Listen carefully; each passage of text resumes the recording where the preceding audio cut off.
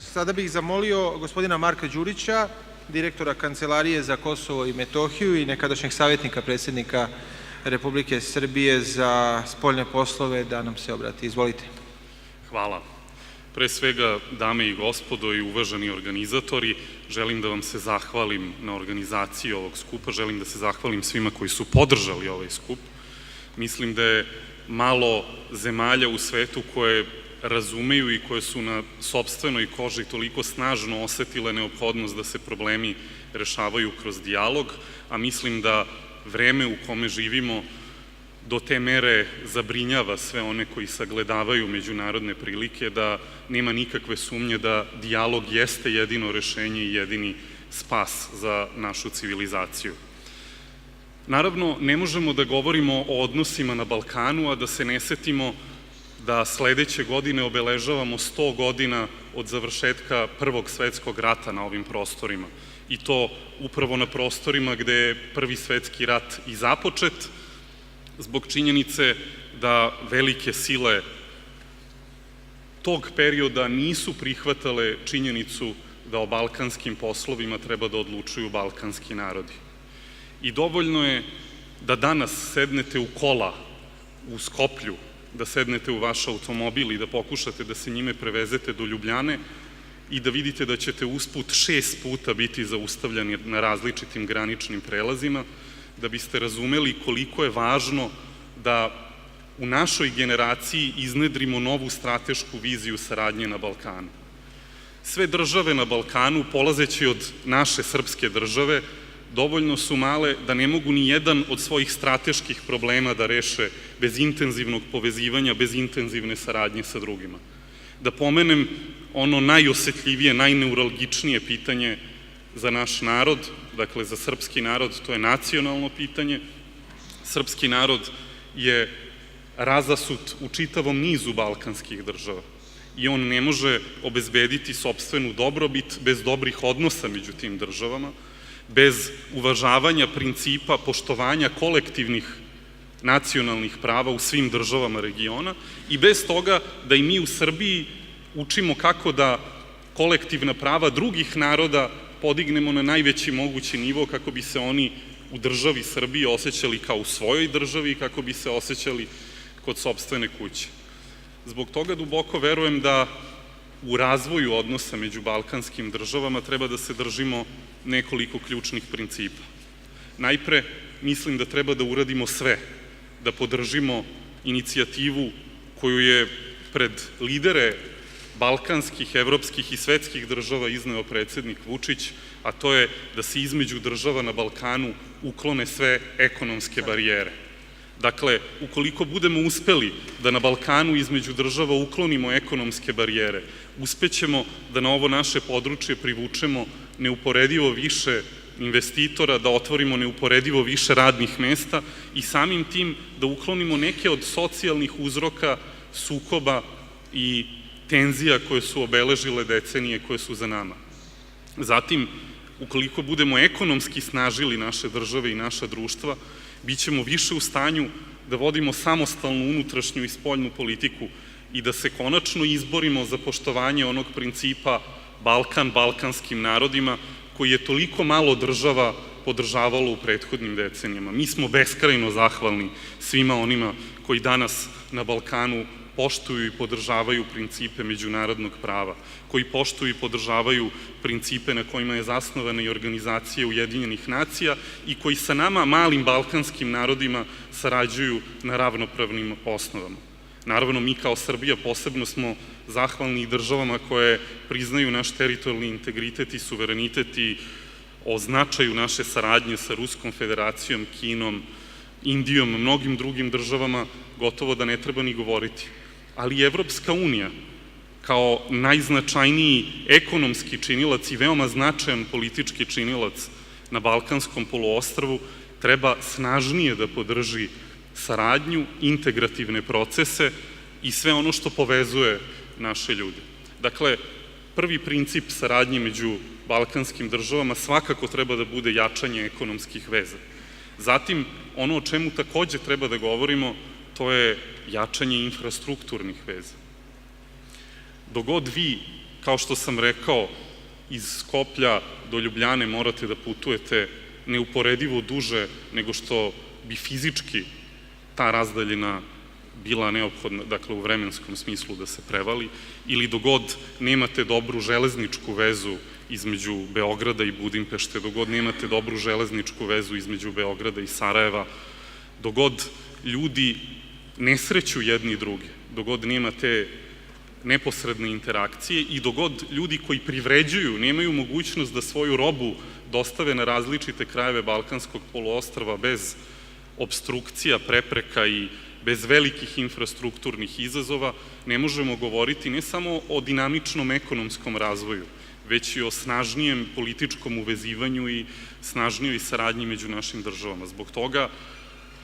Srbija jeste spremna da ne samo u političkom smislu, nego i finansijski podrži infrastrukturne projekte povezivanja među balkanskim državama i narodima. I mi smo veoma zahvalni svima u međunarodnoj zajednici koji to prepoznaju i razumeju. Evropska unija jeste u političkom i u finansijskom smislu podržala deo infrastrukturnih projekata. Treba reći da i Ruska federacija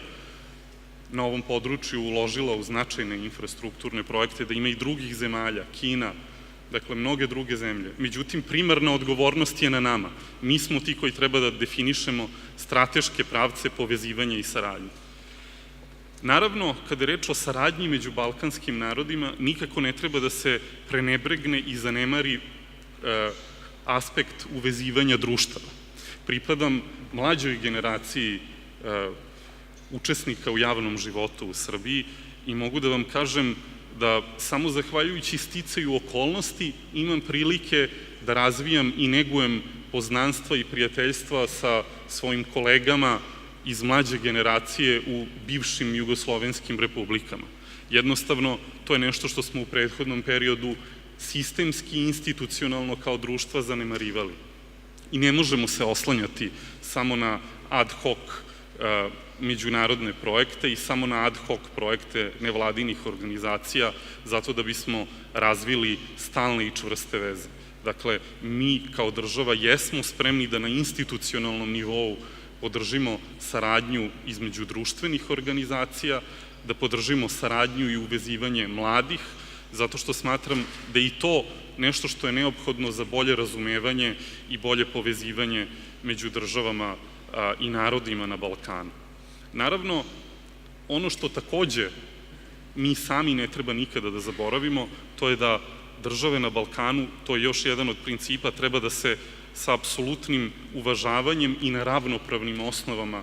odnose jedne prema drugima. To što Srbija ima nešto više stanovnika od možda neke druge države u regionu, to što Hrvatska ima možda nešto više stanovnika od neke države u regionu, ne znači da ona na bilo koji način u odnosima treba da ispoljava ambiciju da igra ulogu regionalnog lidera. I mi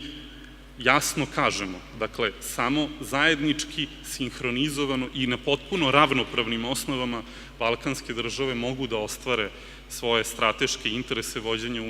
samostalne unutrašnje i spoljne politike, što jeste jedan od ključnih ciljeva balkanskih država. Dakle, u tom smislu hoću da kažem da je neophodno da se i u međusobnim odnosima balkanske države odnose na principima koji su utvrđeni osnivačkim aktima Ujedinjenih nacija, koji su utvrđeni principima međunarodnog prava i da poštuju suverenitet i teritorijalni integritet jednih i drugih,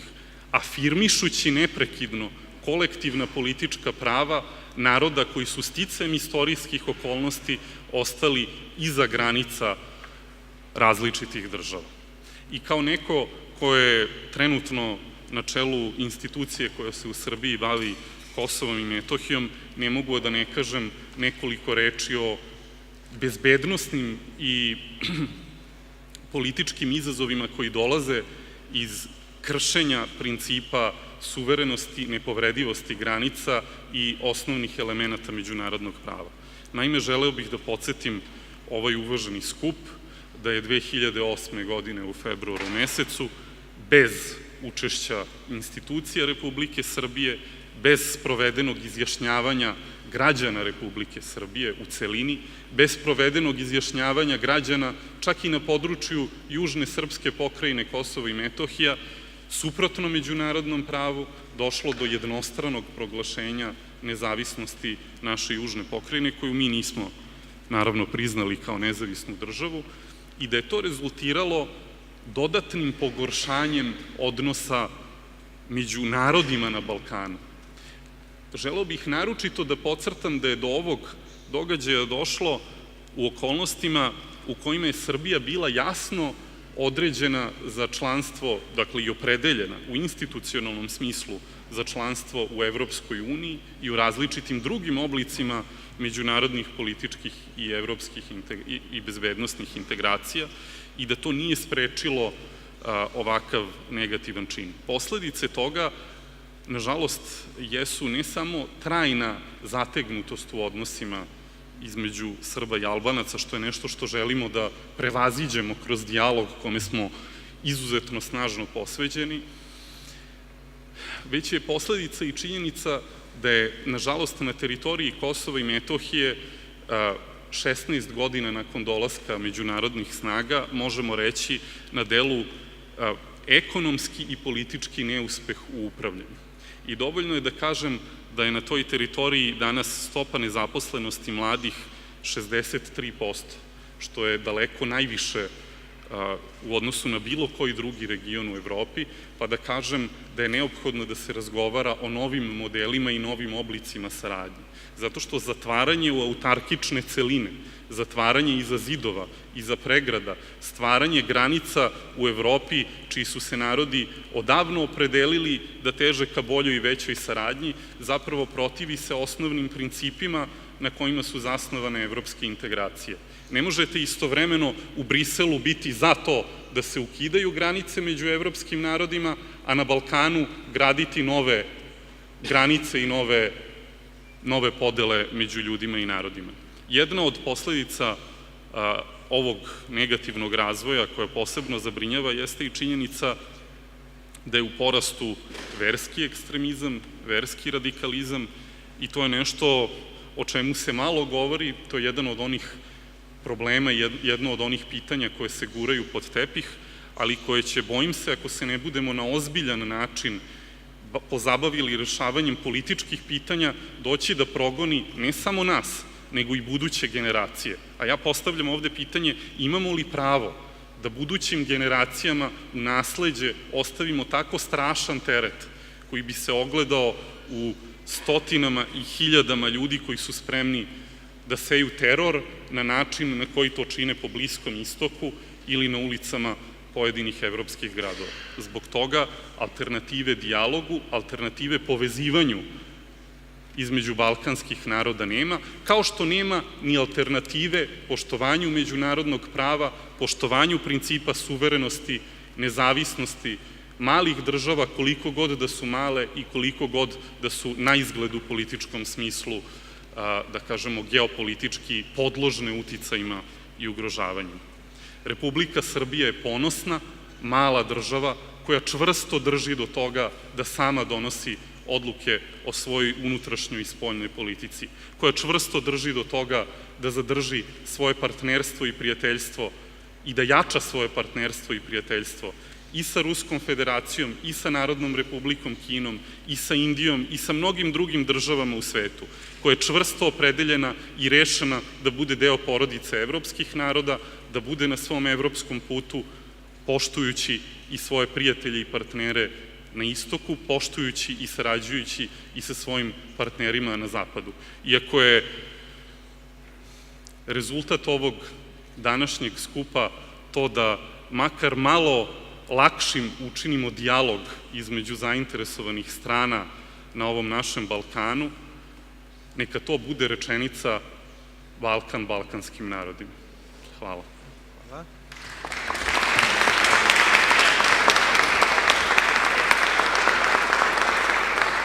Hvala vam, gospodine Đuriću. Nekako je dijalog bio ključna reč zapravo ovog vašeg izlaganja. Govorili ste o nužnosti dijaloga na nivou Zapadnog Balkana, o nastavku dijaloga Beograda i Prištine, što jeste veoma bitan segment kada je u pitanju, da kažemo, normalizacija odnosa i kada je u pitanju nastavak evropskih integracija Srbije, ali odnedavno predsednik Vučić je istakao i ideju unutrašnjeg dijaloga o Kosovu. Pa da li biste mogli, pre nego što damo reč, možda 10 minuta ćemo imati za pitanja, da i date neku vrstu vašeg gledanja na to kako bi izgledao unutrašnji dijalog o Kosovu? Hvala.